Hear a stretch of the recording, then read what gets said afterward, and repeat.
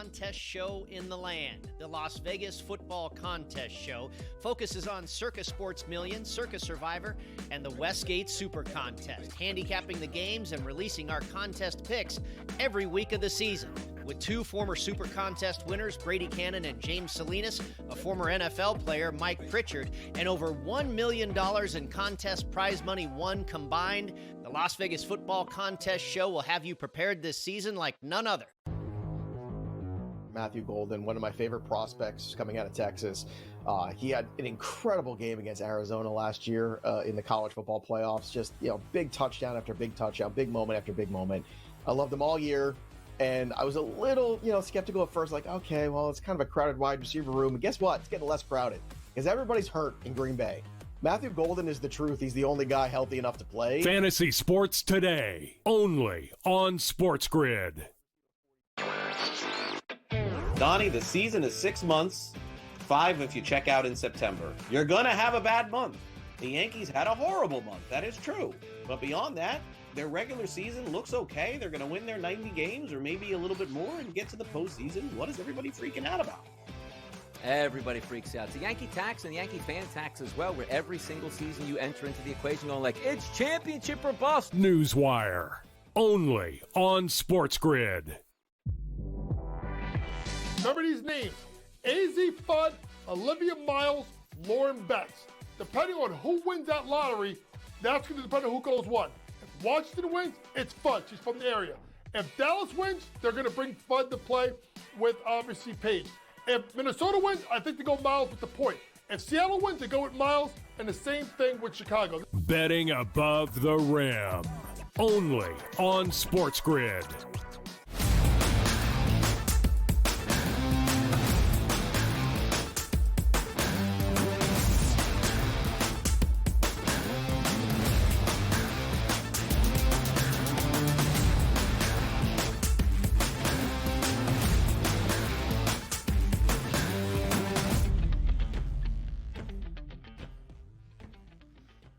Get up, people. It's time to rise and grind. It's the early line on the Sports Grid Network. Donnie writes out along with Joe Ranieri. And as you know, over the next 2 hours, we got you covered on all the hottest topics. And my goodness, what a weekend it was. You had college football, NFL football, Major League Baseball, and so much more. Sometimes I feel that 2 hours just isn't enough to get through all of these topics, but I'm going to make a guarantee to you right now. We'll get through those hot topics. We'll get you set for your Sports Grid day. And away you go, because we got Monday Night Football tonight. We're not even in a new NFL week just yet because it ends tonight. And that's a game between the Minnesota Vikings and the Chicago Bears. Joe, I'm excited. I'm ready to go. How about you?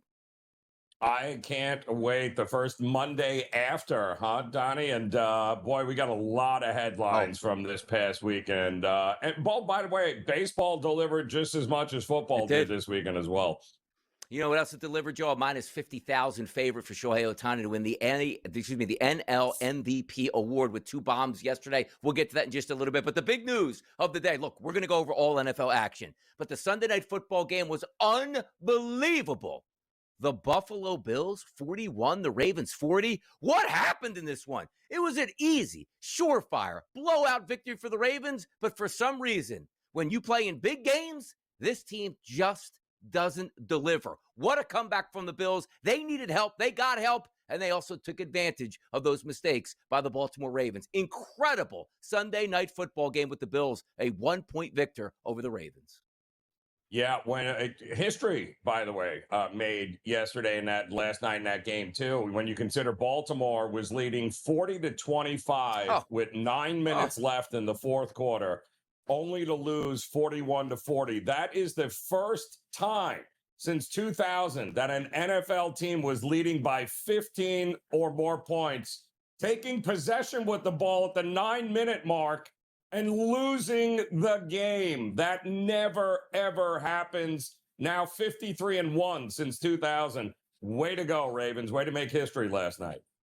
22 points for the Buffalo Bills in the fourth quarter. And I thought the Ravens, pound for pound, athlete for athlete, the best team in the NFL. Like, boy, they're proving me correct 3 quarters through that game. What a collapse on the back end. This could be ramifications down the line for who actually hosts the AFC Championship game. Big time win for the Buffalo Bills. We'll get to that game more next. Xavier Worthy, He didn't get to play all that much opening night on Friday night, but he's down with a shoulder injury that could take some time, and that's devastating for a Chiefs team that went 0-1 and now faces the Philadelphia Eagles on deck.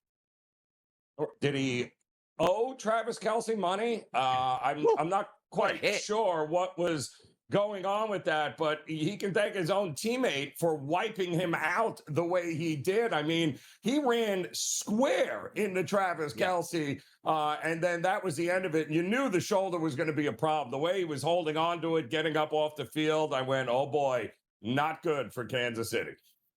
Rice and Worthy now down at this point. That's not when something's supposed to be on your bingo card starting 2025. But tough times for the Chiefs, but they better get tougher. The Philadelphia Eagles, as we said, coming to town to take on the Kansas City Chiefs, who now the Eagles have a -1.5 point favorite in that game. We'll keep tabs on that. How about a boy Aaron Rodgers coming back to the Meadowlands and saying, I can still do it. 22 of 30, 244, 4 touchdowns, no interceptions, and a passer rating of 136.7. In one of those games we thought would be one of the lower scoring games of the day, how about 66 points and a Steelers victory? But the cover went to the Jets.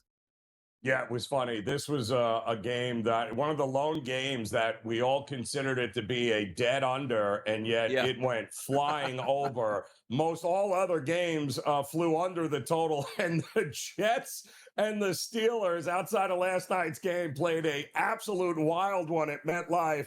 That was more vintage Aaron Rodgers, but he can't take that many hits during the season and expect to be good come week 10, I'll tell you that.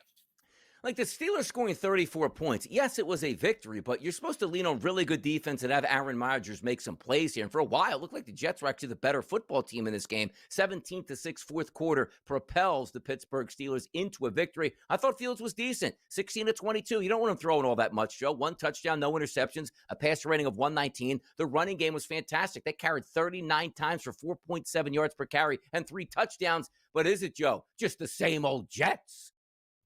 Well, it didn't feel it. I'll tell you that. They ran the ball. They did everything they said they were going to do. They were going to run the ball well. They were going to put Justin Fields in a position to be successful. And you know what? They did just that. Unfortunately, a couple of dropped interceptions, a muffed, kickoff that ended up to a touchdown, kind of did them in that game. Cal Raleigh doing in the Atlanta Braves. 18-2 final yesterday. The Mariners with a smoke show job, but the 53rd home run of the season belongs to Cal Raleigh as they dominate the Atlanta Braves.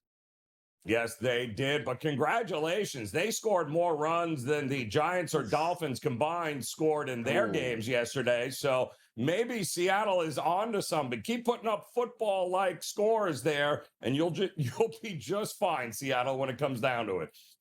By the way, you take a look at the South Florida scene right now. I guess the Miami Hurricanes are rolling. Easy win over Bethune-Cookman. The reason I bring that up is maybe they'll take some of that shade off the Miami Dolphins, who had one of the worst performances you can see starting off a season already we thought might be in turmoil. Yeah, we'll get to that a little bit later. How about Shohei Ohtani? He's knocking home runs out. And as I started the show with, the new MVP was always the same MVP. That's Shohei Ohtani at a -50,000 price to win the NL MVP. 2 more bombs yesterday. Ohtani, the best of the National League. There's no comparison. Yeah, did we really think that Ohtani was just going to go MIA? Like we weren't going to hear from him again? Stop it. But was not, and I repeat, not a good weekend for his Los Angeles Dodgers by any stretch. So congratulations on the win, but that was awful last week, Dodgers. Dodgers leaking some oil. U.S. Open, we had champions that were crowned on the women's side. Ariya Sabalenka defeats Anisimova to win the Open Championship on a Saturday, Joe. Do you have eyes on that, or were you watching out there little college football too much? No, I had eyes on both the women's and the men's. The problem is I was having trouble breathing, Donnie, with all the chalk that we were having to eat watching both of those matches as the favorites pulled off the wins as suspected. Who would have thought Sinner and Alcaraz? I would have never thought that. Shocker. I'm glad you brought that up because we're talking about Carlos out. They are fantastic tennis players. But I stand on my word and I stand on business, Joe. When I say every single time, why do we play over 2 weeks of tennis matches only to know exactly who's going to be in the final? Wouldn't it be better for ratings? We don't have to waste all that time, pick the best Final Four men's tennis players. We already know who the final two will be, but you just want at least 1 or 2 matches to watch, and then you get to watch Sinner and Alcaraz go to town. Let's just see this in the next, I guarantee you, what's the next one? The Australian Open, when it starts again, they'll be in the final. What's next? They'll be in the final. What's next after that? They'll be in the final. And then the U.S. Open. Why do we waste time on the men's side here? Like, how many people actually show up to the Open and play, Joe? Like, I'm sure it's over 100 tennis players. I have a hint for you. Leave them all out and just bring 4 tennis players, and we'll have such a grand time as it is, Joe. Yeah, and you mix in one of the old timers there who will make it to the semis and end up losing to Alcaraz or Sinner, and that'll be the end of it. So yes, it's rinse and repeat in men's tennis, unfortunately. By the way, did you see last night in that football game, too, after a touchdown by the Baltimore Ravens, Lamar Jackson running, I guess, along the side at the Buffalo Bills Stadium, pushed by a fan, pushed back there? Oh, man, these fans are getting close. They're getting close to getting in the action, Joe. The guy smacked D-Hop in the head and then went to go smack Lamar, and Lamar wasn't having any of it. So, yeah, Bills Mafia might have had one too many to drink there in that game. But he will no longer be allowed at the Ralph, I'll tell you that.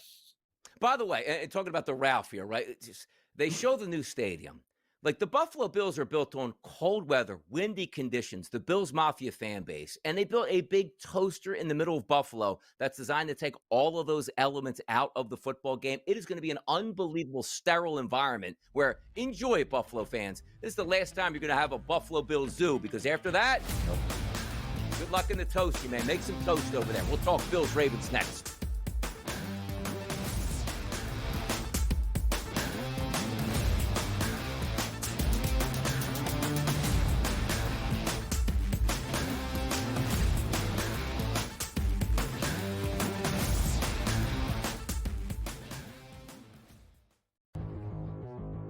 Matthew Golden, one of my favorite prospects coming out of Texas. He had an incredible game against Arizona last year in the college football playoffs. Just, big touchdown after big touchdown, big moment after big moment. I loved him all year. And I was a little, skeptical at first, like, okay, well, it's kind of a crowded wide receiver room. And guess what? It's getting less crowded because everybody's hurt in Green Bay. Matthew Golden is the truth. He's the only guy healthy enough to play. Fantasy Sports Today, only on SportsGrid. At the moment, you will not be able to do a bet on the television set. However, Emily made it very clear that's what we ultimately want to do, and we may do it sooner than later, where you will be able to put a sports bet on the service through your smart TV set with your remote control or with your voice, especially if a service like Alexa Plus, which is scheduled to go on Amazon Fire TV sets and other smart TV sets, actually happens. Newswire, only on SportsGrid. The sharpest football contest show in the land, the Las Vegas Football Contest Show, focuses on Circa Sports Million, Circa Survivor, and the Westgate Super Contest, handicapping the games and releasing our contest picks every week of the season. With 2 former Super Contest winners, Brady Cannon and James Salinas, a former NFL player, Mike Pritchard, and over $1 million in contest prize money won combined, the Las Vegas Football Contest Show will have you prepared this season like none other.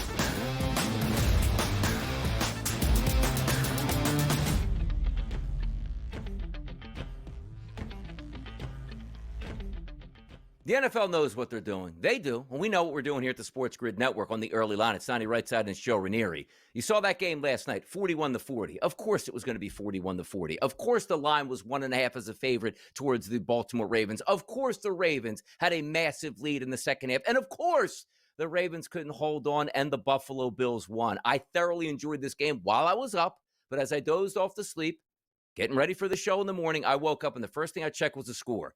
Boy, how much did the Ravens win by? What? 41-40, which, Joe, I'm probably not in the minority. People waking up today seeing that final score shocked, and I was shocked as well. I can't believe the Baltimore Ravens, who I thought were pound for pound the best team in the NFL, got a performance out of Lamar Jackson, 209 in the air, 2 touchdowns thrown, a passer rating of 144.4. Derrick Henry had 18 carries for 169 yards and 2 touchdowns. Lamar Jackson at 6 for 70 and a touchdown. Zay Flowers, 7 catches for 143 and a touchdown. Joe, and they lost. Help me out here.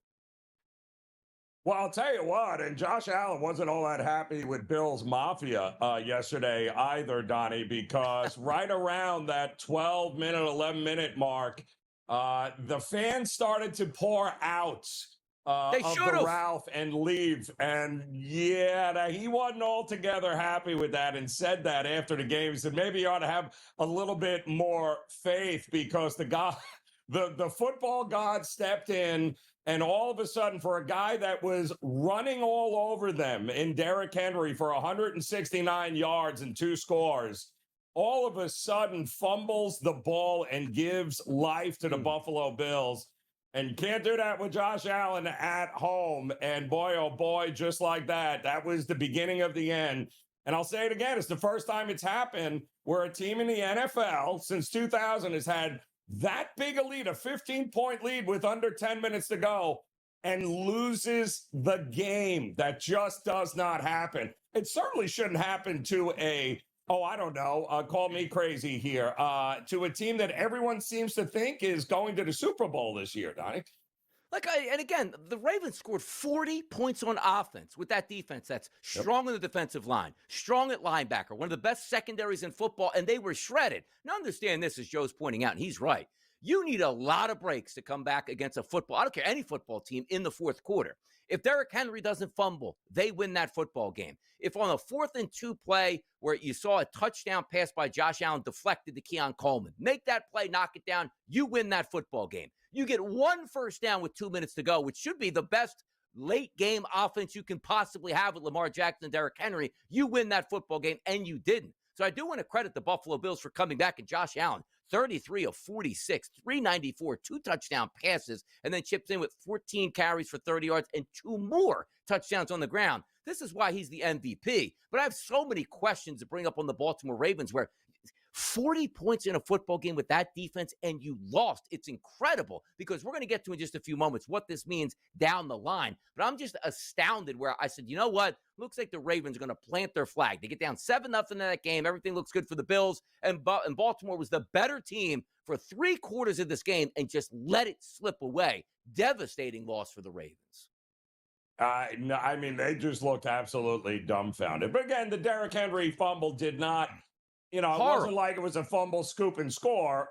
They had opportunities to get, one more first down. Instead, you run it twice, and then you have Lamar, gets hit and they can't get the ball. They can't get a first down. They can't even move it. And then Buffalo gets the ball back, and that's all she wrote there. And you just I'm watching it last night, Donnie, and I'm going, as soon as Derrick Henry fumbled that ball, I was literally this close to doing what you did, hitting the off button on the TV and saying, all right, Buffalo, you're atrocious. And then all of a sudden that fumble, and then it was like, oh boy, you just kind of felt in Buffalo, Josh Allen proved why he was the MVP a year ago, and he showed it at home in that comeback win. Exactly. I mean, it's a great start for the Buffalo Bills. It's just what they do. A devastating loss for the Ravens to end their season last year in Buffalo. Another devastating loss to open the season in Buffalo. Just a house of horrors right now for the Baltimore Ravens. We'll see where they go. But if we do look at the odds market now to win the AFC, rightfully so, there are changes. The Buffalo Bills at a plus 290 price to win the AFC, and there's the Ravens at a plus 370. And here's the best, the Chiefs, plus 500. The Chargers who beat them are 10-1. The Chiefs are down multiple wide. It's like nobody cares. We're talking about NBA style betting right now, Joe, where the regular season doesn't matter. And if the Chiefs are the A seed, so what? As long as they get in, they'll beat everybody. I always get a kick out of somebody. You can't overreact. I get it. But the Chiefs still sitting there at 5-1 is kind of comical to me as well. Yeah, it is actually very comical here. But also, by the way, what made that even crazier last night, Donnie, is that Matt Prater flew in 48 hours prior to that game once they figured out that their kicker wasn't going to be able, the kicker Bass wasn't going to be able to get to the seas. So they had to bring in Matt Prater last minute. And what does he do? Yeah, gets a couple of big extra points and a couple of huge field goals, including the game winner to get. He didn't even know half of the dudes' names that he was celebrating with last night. That's how little he has spent with the team and kicks the game winner. Yeah, Tyler Loop, by the way, kicking for the Baltimore Ravens now, 2 of 2 on field goals with a long of 52, but he was 4 of 5 on extra points. And again, when you're up 15 points late, that extra point that gives you 16 puts that pressure. You just kept the door open for the Bills. Like every chance you had a chance, so you thought you shut the door, you just gave them a little bit of an inch, and that crack turns into 3 inches, that crack turns into 3 feet, and then the dam breaks through, and the Buffalo Bills end up winning that game. But moving forward, like I'm not giving up on the Baltimore Ravens. They'll get it together. We knew the Buffalo Bills would be good, but looking at that schedule, Joe, for the Buffalo Bills, this was one of their biggest hurdles of the season. They win that game. They now have the tiebreaker, and the schedule looks fantastic all the way through for the Bills. Maybe this is a season where they don't have the best team we've seen over the past couple of years for Buffalo, but maybe the schedule just works out in their favor, and a monster win last night. Well, they're also not healthy. I mean, they got a lot of guys that were banged up in preseason here, so they could get healthier as time goes on. But as long as you have, you can put up almost 500 yards of offense on an improved Ravens defense, you're going to win some games against lesser competition. Colts scored every time they touched that football against the Dolphins. Oh, boy, what's going on in South Beach? We'll talk about that game and much more right here on the Early Line.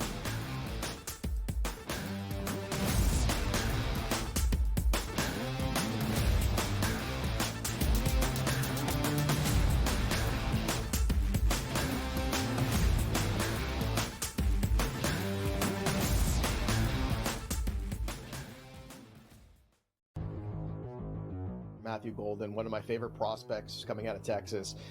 He had an incredible game against Arizona last year in the college football playoffs. Just, big touchdown after big touchdown, big moment after big moment. I loved him all year. And I was a little, skeptical at first, like, okay, well, it's kind of a crowded wide receiver room. And guess what? It's getting less crowded because everybody's hurt in Green Bay.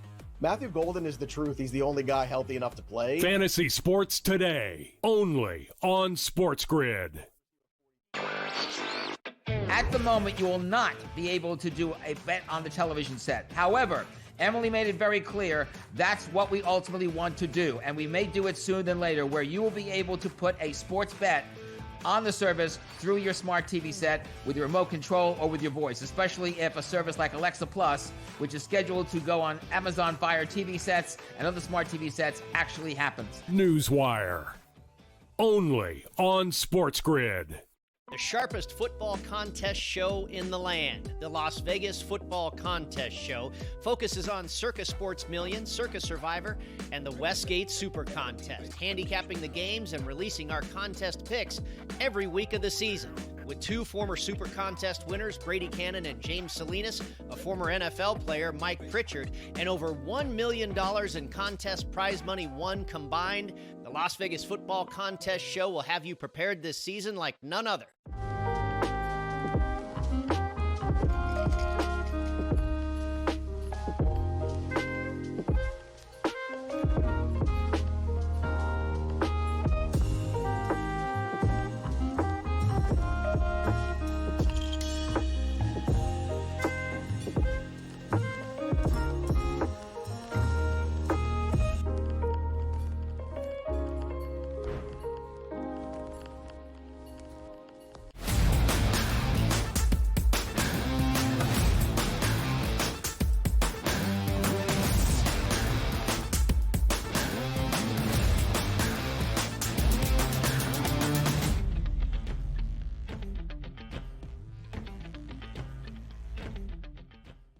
A lot of teams in the NFL can turn into powder kegs throughout the regular season. Things go really well, boom, explosion into the playoffs. Things go really bad, double explosion. Everybody gets fired, and you miss the playoffs, and you try to restart your program. Now, when we talk about restarting a program, the Miami Dolphins were one of those teams, Joe Ranier, that over the past couple of years, the expectations were really high. elite wide receiving core, exciting running backs here, new innovative coach, Tua Tagovailoa staying healthy, and away the Dolphins go. And then away the Dolphins go off of a cliff. 33-8 final yesterday, as embarrassing as an opening day you could possibly have. This wasn't the Indianapolis Colts here that we're talking about with Peyton Manning and Marvin Harrison and Edger and James. This was a Colts team that was starting Daniel Jones. This is also a Colts team that scored every time they touched the football. Daniel Jones, 22 of 29, a touchdown pass and a passer rating of 115.9. They ran for 156 yards on the ground, and I don't even want to focus on the Colts offense. I want to focus on the Miami Dolphins defense and offense, which was spectacularly terrible on both sides. Joe, Tua Tagovailoa, 114 yards passing, 1 touchdown and 2 interceptions. Is it over for the Miami Dolphins? Well, I think it's over about the whole Richardson should be the starting quarterback and is the future of the Colts. I think we can all put that to bed. I could also think that if I'm Dable, I'm looking at the stat line going, you got to be kidding me. I got Russell Wilson, and the Colts ended up getting Daniel Jones, who scores and does something that Peyton Manning and Andrew Luck had never done, and that is go an entire game and orchestrate scoring drives on every possession. What, 7 scoring drives? Come on. Daniel Jones, unbelievable. But the good news for the Dolphins and Mike McDaniel is that he will not be the first coach fired in the state of Florida. That will belong to Billy Napier before it's all said and done. Yeah, Billy Napier, tough little schedule. We talk about easy schedules. You want to talk about another tough UF schedule? Yeah, we'll get to that a little bit later in the show. But horrendous performance by the Miami Dolphins. And it's not, hey, you hit rock bottom. No, rock bottom means you just got to start over. It's just not working in Miami. We almost expected this, just not that bad of a performance on opening day. You know what the expectations were? A close football game in New York / MetLife. 34-32 victory. How about that? The Pittsburgh Steelers come away with the victory. And Aaron Rodgers, did he find the fountain of youth, Joe? 22 of 30 for 244, 4 touchdown passes, and a passer rating of 136.7. Aaron Rodgers did speak after the game. He was excited about that victory. You spoke about the meeting with Aaron Glenn on McAfee a few months ago. Beating him, is there significance in that, since he basically told you to your face that he didn't think you were right for that team? Yes, that's what he did. So there's significance in beating him for you?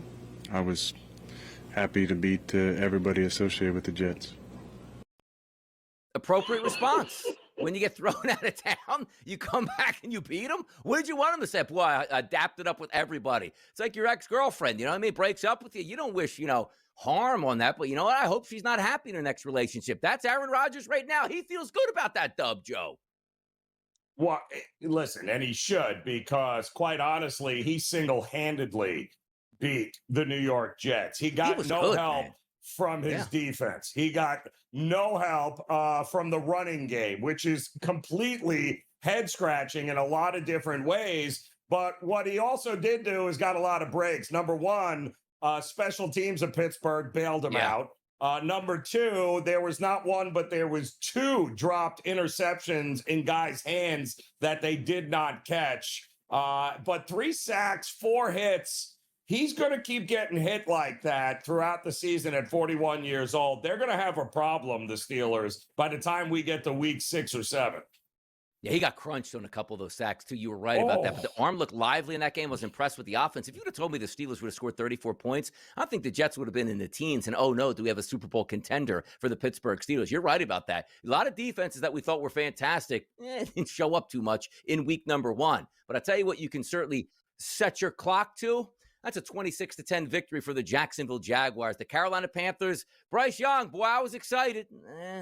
Watch yesterday, not so excited anymore, Joe. Oof.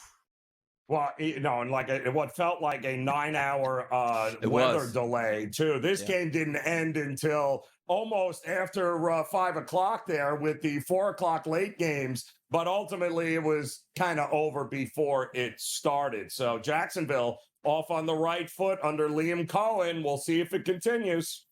You know, it's nice having a running back go 16 for $143 there. They ran for 200 yards, the Jaguars, at 6.3 yards per carry. It just felt like the Carolina Panthers never got it together on offense. Chuba Hubbard, and even on the offensive side for the Jaguars, they knew they didn't need to do all that much. Their top wide receiver, Come on, man. 4 for 59. Brenton Strange. Stop it. Easy win for the Jags. More football coming up next. We're going down to the Dome in New Orleans next.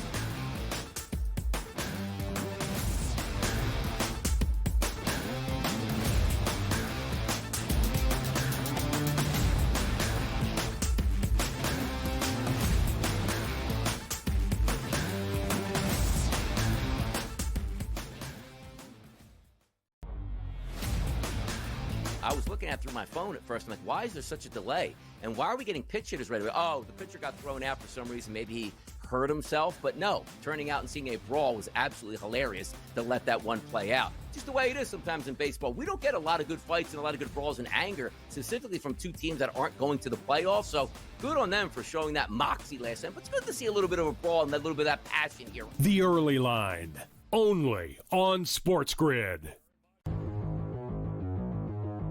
You're looking for JJ. You and I already discussed here. Addison's gone for a couple of games here. They don't really have a number 3. Thielen, fine. You do have a nice tight end here. The running game could be solid here. Like I said, I don't think he'll have the least productive season of his career. If the question was how it should have been with the injuries, I might have said yes, because then it would be 88, 1,407. So then I might have said yes. Fantasy Sports Today, only on SportsGrid. If a game is on the line, give me the Navy kicker. Oh, the guy's going into battle in 2 weeks. He can't make an extra point. Come on. From a mindset perspective, yeah. I'm not. Listen, we thank them for their service. I love them. Okay. Yeah. But the bottom line is, if you have a bet and you have an academy kicker with a field goal or an extra point, you got to hold your breath. 27 yards. You know, 27 yards. The kid shanked it from like 30. SportsGrid's College Football Today. The reason why I feel like Jared Goff doesn't really enter these MVP conversations. Jared Goff last year was on the team with the best record in football, threw for 4,700 yards, 37 touchdowns, and Tom was never in the race. He was never in the race because we know he's not that guy. Game time decisions, only on SportsGrid.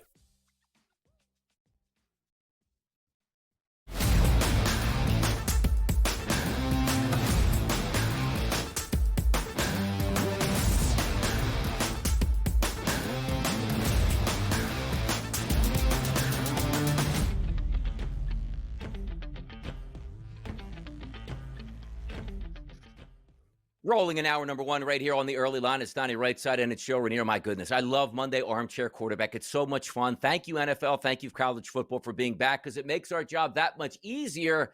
But I don't know how easy Kellen Moore's job is going to be this year, the head coach of the New Orleans Saints. They lose yesterday to the Arizona Cardinals, 22-13 down in the Dome. Survivor pool survivors, I should say. Reunite, man. That's a big-time win because the Cardinals, a little bit touch and go there in the fourth quarter with a chance for the Saints to come back and tie that game. Kyler Murray, 21 of 29, $163, 2 touchdown passes, a passer rating of 108, added 38 more yards on the ground. You didn't have to do much for the Cardinals. It just felt like they just didn't want to give that football game away. They came away with the win. No surprise to anybody in this scenario.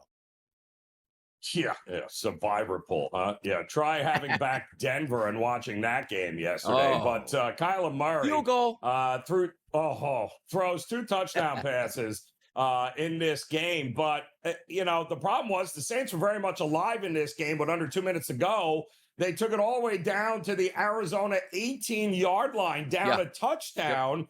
The only saving grace for Arizona is that Spencer Rattler was their quarterback for New Orleans, and then he proceeded to go with 3 straight incompletions there, and then that was the end of it for the comeback. But they were a lot more competitive, I think, than people thought. 27-46, 214 there for Spencer Rattler. Just they were a couple of plays short of what the Cardinals had. Yeah, no, it was a win that you're supposed to get for the Cardinals. They got that win. It's opening day. It's usually a tough place to play, and even the Saints fans will be fired up in game number 1, maybe not game number 10, and you got their best punch, which, again, is going to be a light punch all season long. Let's flip it over to the NFC East, because the game we wanted to focus on was the Washington Commanders and the New York Giants. 21-6 final. Game stays well under, and also an easy cover for the Commanders, give or take 5 to 6.5 points, depending on where you were shopping at. Here's the issue I have. I thought the Commanders were the better team. They were the better team yesterday. But for the Giants, something changed in the offseason to a couple preseason games where the vibes were starting to get higher in the New York Giants and the excitement around the New York Giants. Understand this. Their offensive line, it sucks. Their running game, it sucks. Their quarterback, Russell Wilson, he sucks. This team, coached by Brian Dable, it sucks. Week number 1, Joe, they sucked. It wasn't a surprise. One of the worst run franchises in the NFL continues to embarrass himself. Put Jackson Dart in the game. There you go, Joe. That's how I'll start it. Well, I listen, not all is lost, because I thought the defensive effort for the Giants was unbelievable in limiting Daniels and Washington. Washington, you would have thought, with how bad the Giants were offensively, and we're talking bad here. We're talking Russell Wilson, 17 of 37, 46% completion, and 4.5 yards per attempt. And oh yeah, by the way, got inside the 5-yard line of Washington, not once but twice, and all they came away with was 3 points. So the defense did their job. I mean, to limit Washington to just 1 score in the second half, by the way, they gave this offense every chance to figure it out. But listen, we all know where it's heading, Donnie, right? We all know there is no way that this regime is going to sit back and watch Russell Wilson do this any much longer, which is why Dable did not commit to Wilson to being the starter next week. Now, I don't know if he does it and pulls the trigger, because then why didn't he start game 1 of the season if you thought he was ready to jump in game 2? But we'll see what happens here. No offense from the genius Brian Dable here. And also congratulations. And I don't even feel like I sort of do feel bad for Giants fans. Like, they don't have any hope where they go, bro, Tommy Cutlets is our guy. Like, you're leeching on to Tommy Cutlets here. And then it's like, bro, steal the draft, Cam Scatterboot. Do you like that -3 yards on the ground by Cam Scatterboot? Enjoy that the rest of the year. My goodness, one of the best run franchises in that sport for decades here. One of the icons, the New York Giants, now the laughingstock and a clown show. And as an Eagles fan, it hurts me a little bit. Like, the Giants, like way back in the day, used to give us a fight. The last 25 years, it's been a first-round TKO every single time they play. Giants, get it together. You're an embarrassment here. Up next, Tampa Bay, 23-20 win over the Falcons. We had everything in this game. You had lead changes, comebacks, amazing plays by young quarterbacks, and yet it was still Egbuka stealing it, 4 for 67 and 2 touchdowns. Baker and the boys, as a favorite, get the win in the dub.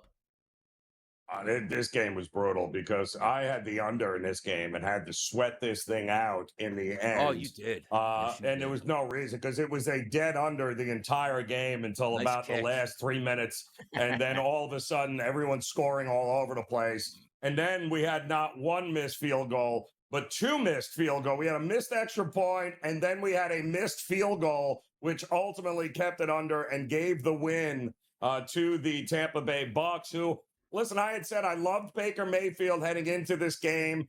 I thought maybe they were going to have some success. They did, but it took a little while for both of these offenses to get it going. Listen, Penix Jr. is the real deal. The kid did everything he possibly could to put them in a position to win that game. And then the kicker, a shocker, didn't get it done for you. Yeah, how about a kicker? You want to keep talking kickers here, Joe? How about a 17-16 final, Cincinnati Bengals and the Cleveland Browns? This is what happens. Hey, we'll go with the World Football League kicker here. Congratulations. The guy was terrible and cost you an opening day victory. And if you're the Bengals, you were staring another loss to open the season up here. The defense absolutely came to play for the Browns, and the special teams crushed their spirit. You held Joe Burrow to 113 yards passing. Second half, -7 yards of net offense for the Bengals, and they beat you, Cleveland. The factory of sadness continues for the Browns. Yeah, and this is not on Flacco, guys, because Flacco did everything he possibly could, again, to put this team in a position to win. Much better results than anybody thought they were going to get from him. In the fourth quarter, Donnie, he had back-to-back passes that were dropped, not only on 3rd down, but in 4th down in Bengals territory. And then he had him in position to take the lead with about 2 minutes and 20 seconds left. And like you said, wide ride from 36 yards. 2 interceptions, by the way, were both deflections off of the receiver's hands that were intercepted by Cincinnati.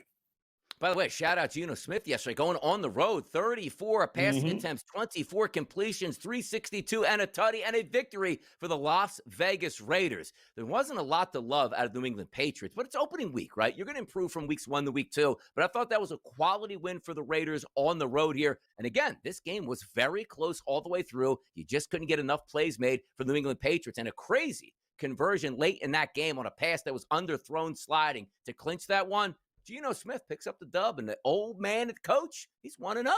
Pete. This was vintage Geno Smith, right? Looks like a world beater. 362 passing yards, gets the win, right? Throws for over 10.5 yards, a reception. My goodness, this looks great for a Raiders quarterback. We don't know. But this is what he has done his entire career, beating less than mediocre teams, putting up a ton of yardage and a ton of stats. But the minute he plays an actual good team, we're like, Geno? Anybody see Geno? Is Geno around? Because he does not show up there, Donnie.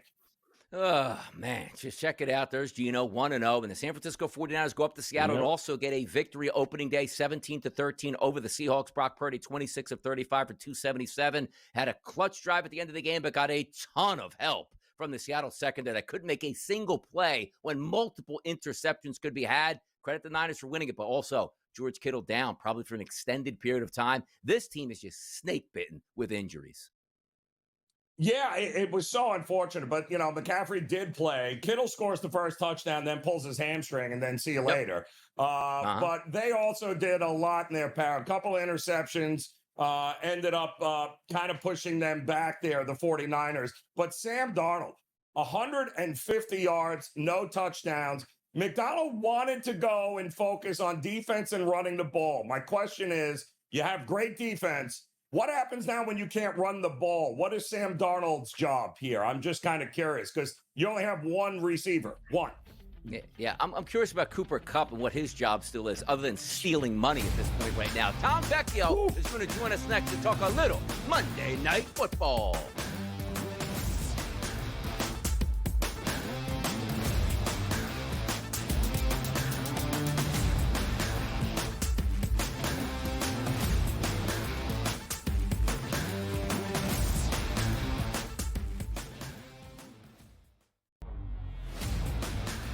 I was looking at it through my phone at first. I'm like, why is there such a delay? And why are we getting pitch hitters right away? Oh, the pitcher got thrown out for some reason. Maybe he hurt himself. But no, turning out and seeing a brawl was absolutely hilarious to let that one play out. Just the way it is sometimes in baseball. We don't get a lot of good fights and a lot of good brawls in anger, specifically from two teams that aren't going to the playoffs. So good on them for showing that moxie last time. But it's good to see a little bit of a brawl and a little bit of that passion here. The Early Line, only on SportsGrid.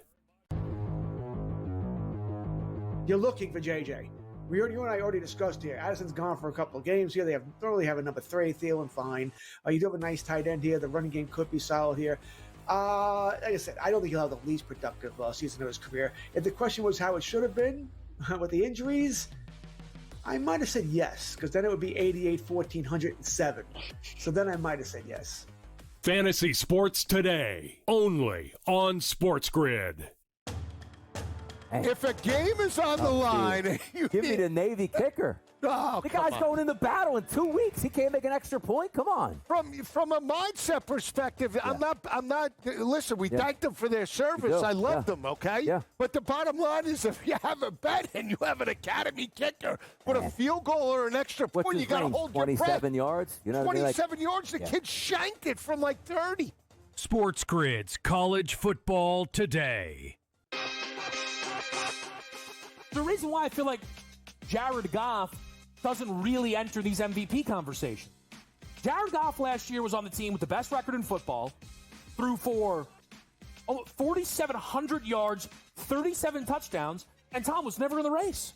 He was never in the race because we know he's not that guy. Game time decisions, only on SportsGrid.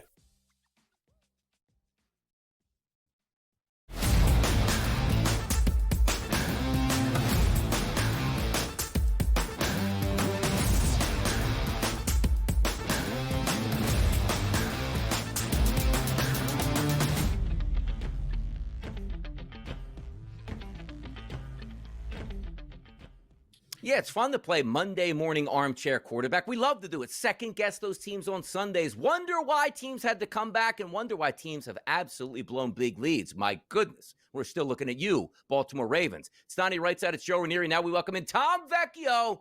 He's all over the SportsGrid Network. He's bringing that information. What a Sunday, what a weekend it was. But also, Tom, best part about Mondays is we continue with Monday Night Football. Love it.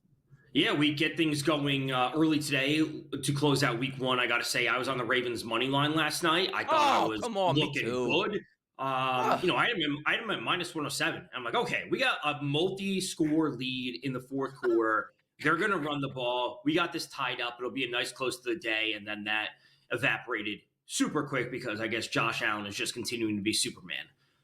He does. And also just you can't go back and make revisionist history, but like if they just took like knees starting like 5 minutes where you don't have the Derrick Henry fumble, like the game's over, but it wasn't. And they actually got beat in that game 41-40. It's amazing. But Tom, we do have Monday Night Football on the docket tonight, a good divisional battle, the Minnesota Vikings and the Chicago Bears. And what I love to see this is we're not sure about the Vikings offense because it's J.J. McCarthy until we see it. We're actually not sure about Caleb Williams either in this new Ben Johnson option. So let's start there. Point spread is minus 1.5, road favorite for the Vikings, a total of 43.5. What are your expectations for these offenses tonight? You know, I really think we're going to have a slow start. And Donnie, going back years at this point, you know, one of my favorite bets that have kind of just like a quick bet fun that I like to have is both teams to have punts on the first drive. And you can parlay that on FanDuel, the punt start. You normally get that like plus 110, plus 120. I'm really up in the air about what we're going to see in this game. So I have a couple small plays on props, but if you told me that the live total at some point plummets to the mid-30s, then I'd be really interested in the over at that point. But I don't love the total. I would side with the Vikings. I think they're the better team, but I'm not sold on anyone right now. Oh, look at that, Joe. He's speechless over there. Joe's speechless over there at this point right now. Let me bring What do you I still got it. speechless? I got it. Yeah, there he is. is. Oh, I thought you lost your voice. Yeah, all right. No, I actually kicked the mic wire out, but that's good. So we've got, does it really make a difference though, Tom? Because after what I saw in Green Bay yesterday against Detroit, I don't know that either of these teams we're going to see tonight are going to make a difference, are going to make a run one way or the other here. Yeah, I'm not buying into the hype on the Vikings just yet. It's like, I want to see it from J.J. McCarthy. And, you know, it's one of the things, it's like, okay, everything around him is exactly the same. Like, the players are the same. You bring in Jordan Mason, he's an extra running back. Like, Justin Jefferson is still there, the coaching staff, et cetera, et cetera. It's like, you just now to replace Sam Darnold, who last year was, like, super efficient. He was way, way too efficient and way too good compared to what he actually is. Now, can J.J. McCarthy be 75% of what Sam Darnold was last year? Will he have some growing pains as a rookie? I think all those things are true. But at the end of the day, is that good enough to win the division? No. Are the Lions going to be better than what they showed yesterday? Sure. Are the Packers probably the favorite in that division now? Yes. All these things can be true. But when it comes to this game, I am hesitant to trust McCarthy to say, go out there and put up 30-plus points as a rookie quarterback. He's never played in the NFL. He's a rookie quarterback. Like, I hate this thing that he's never played, but all of a sudden he's not a rookie. And then just trust the offense. Like, the offense is going to be all over the place. I think for both teams, there's going to be learning curves for both teams. Yeah, I want to take a look, too, to see what some of those inactive reports that come out, because a little bit banged up in the secondary are the Chicago Bears. But, Tom, this is a perfect correlation. Talking about the Lions yesterday, they didn't look all that good on offense, to say the least, against the Green Bay Packers. I like the Packers to beat the Lions yesterday, but I didn't think they would do it that easily. The reason I'm bringing this up is Ben Johnson now goes from Detroit over to Chicago. The expectations should be elevated for that Chicago offense coming in, but I understand where you're coming from. First game of the season, Monday Night Football game, bright lights versus a divisional opponent. Let's not rush this thing and go up and down the field. But is there a spotlight player on the Chicago Bears that you might be looking to tonight? Is it a wide receiver? Is it a running back? Or is it Caleb Williams? You know, it's interesting because, like, Ben Johnson, he's not just an offensive coordinator. He has, like, all these extra responsibilities as being a head coach now on top of him. So, you know, when it comes to trusting players, I really think Rome Odunze is a player that I want to lean into on the Bears. I think he will elevate himself and take over the number one the quote-unquote number one receiver spot from DJ Moore. They also added in Colston Loveland. Like, there's a lot of good pieces on the Bears. But looking at Roman Dunze, this is a player that I trust. He had the second highest target share last year on the Bears, second highest red zone target share. He actually had the highest end zone target share on the Bears last season, even higher than DJ Moore. So I like Roman Dunze. I like him over 50.5 receiving yards. If there's one player that we can look to on the Bears, it's going to be him. It's not going to be the running back room. Keenan Allen's not there. They draft Luther Burden. Like, there's a lot of interesting options, but I really think this is the buy low spot on Roman Dunze, and he elevates himself going forward. Okay. Well, it's an interesting Minnesota situation because they basically replaced 4 different guys, starters on the offensive line in the offseason. Darisaw is their best guy. He's coming off of ACL injury, but when healthy, he's one of the top 5 offensive linemen in the game. But that's 4 new starters on that offensive line for McCarthy. So what are we going to get from him tonight? That combined with Justin Jefferson was, a little bit banged up during training camp. And again, they brought in Jordan Mason from the 49ers in the offseason. I don't think there's a spot with 4 new offensive linemen and kind of up in the air. It's like, hey, let's have J.J. McCarthy drop back 35 times. Let's put the ball in his hands, and we're just going to let him rip it. So I like McCarthy under 31.5 passing attempts. Again, you have a little bit of balance. You have that extra running back. You don't have to go all in on Aaron Jones with the offensive line. With Justin Jefferson, I think he'll be fine. I truly do think he'll be fine, but he was dealing with an injury during training camp. I like McCarthy under 31.5 passing attempts. If we're going to see kind of a slower, feel it out, lower scoring type of game, I don't think either of these quarterbacks are going to be throwing for 40 plus times. So if you get McCarthy again in the rhythm, mix in the running backs, we're not going to be pushing at 70-plus plays per team. Tom, everybody tonight, both sides, is plus money in the touchdown, anytime touchdown scoring market here. I'll give you 2 guys because it's simple. Just got to hit one of the 2. Give me 2 guys tonight you're looking for to find pay dirt tonight in this game. I don't mind buying into the narrative Adam Thielen being back, but Colston Loveland, their first-round draft pick for the Bears, at least at plus 390. And, the other tight end on the other side, TJ Hawkinson, tight ends are great with young quarterbacks. They have the lower ADOT. They can get out quickly, so the quarterback doesn't have to take a 10-step drop. You just get the ball in and out. I would say the 2 tight ends, Hawkinson and Loveland. There you go. Tom Vecchio bringing the heat here on a Monday morning. Tom, thanks for joining us. Check him all around the SportsGrid Network, which includes In-Game Live. That's our boy Tom Vecchio. But Joe Ranieri and Donnie right side. We'll be back. College football, anybody? Yeah, it happened.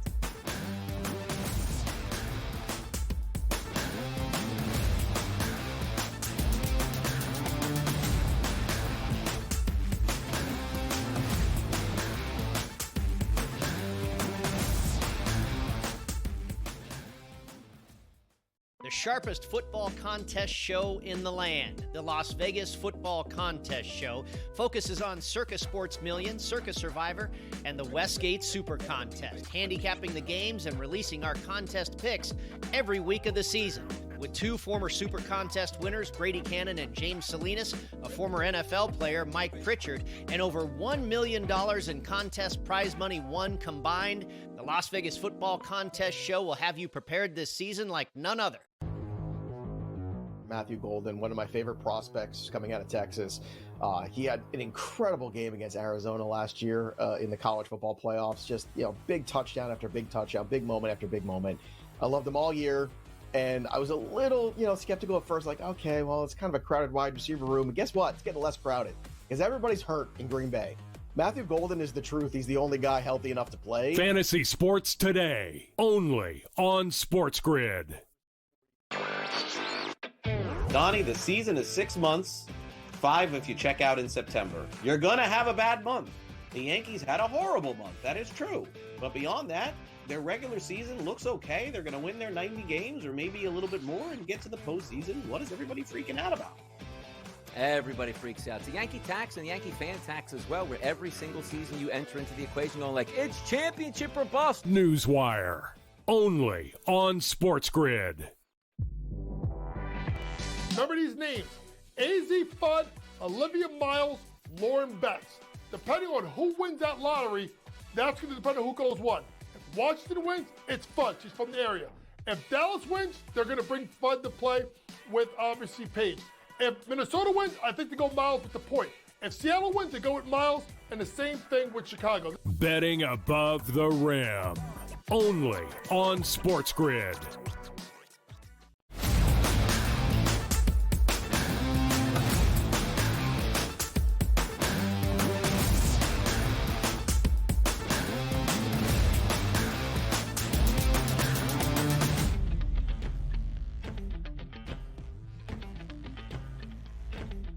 College football this weekend, did you pay attention? Were you overflowing with joy that the NFL was back in your lives? But if you weren't paying attention, the AP poll has been released, Joe. Number 1, Ohio State. Number 2, the Penn State Nittany Lions. 3, LSU. 4, Oregon.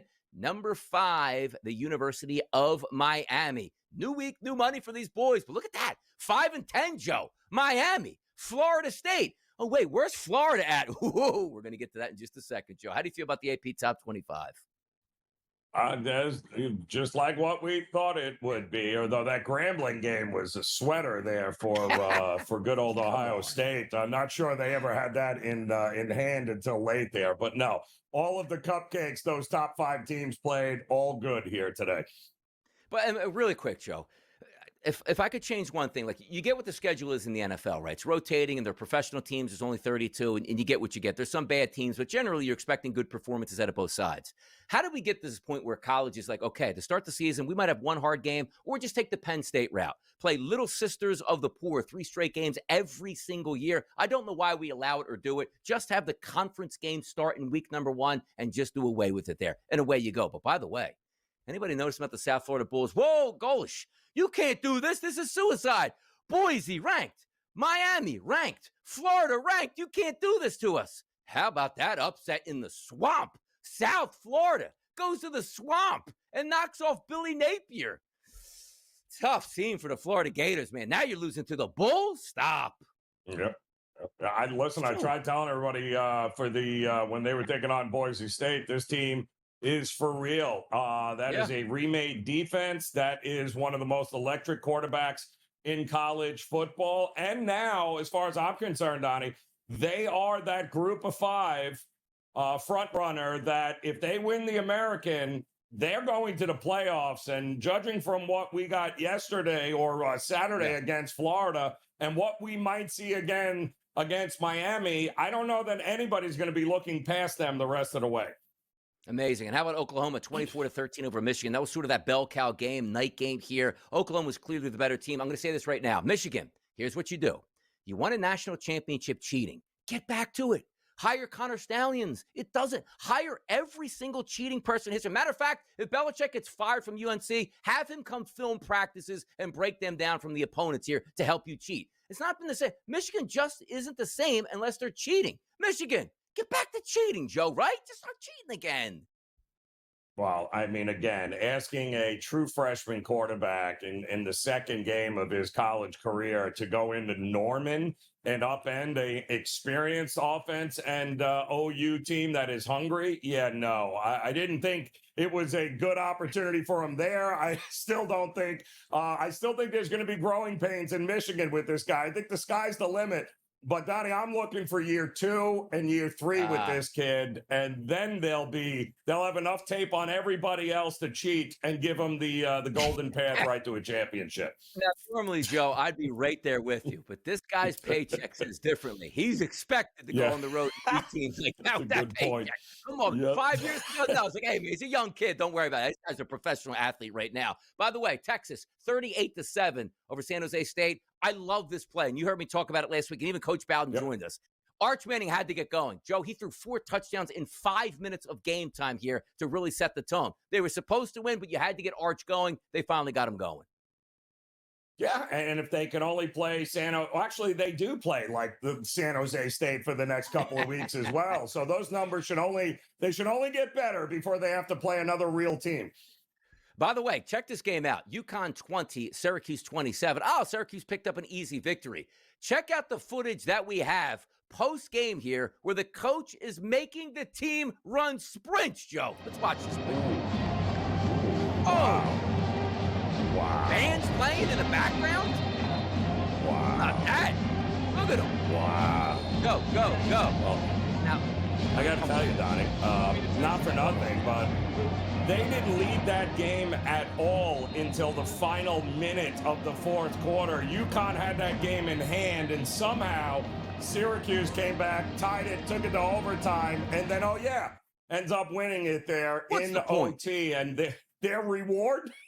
Here, let's get on to 20. We're going to do some wind sprints here. And congratulations. Great game. Yeah, is this like the 1980 U.S. Olympic hockey team that's like, yeah, again? And first off, If you want to make kids suffer, you would make them run the 100-yard and repeatedly doing it. Joe, all I heard was the whistle and a couple guys jogging around for a few minutes here. Enough of the stage antics here. We understand you, Coach. You want discipline in your program. You weren't happy at that point now. Make them run on Monday so we don't have to see that nonsense here. Hour number 2 is coming up. No more nonsense. No more nonsense right here. Well, maybe just a little nonsense. We'll be back right after.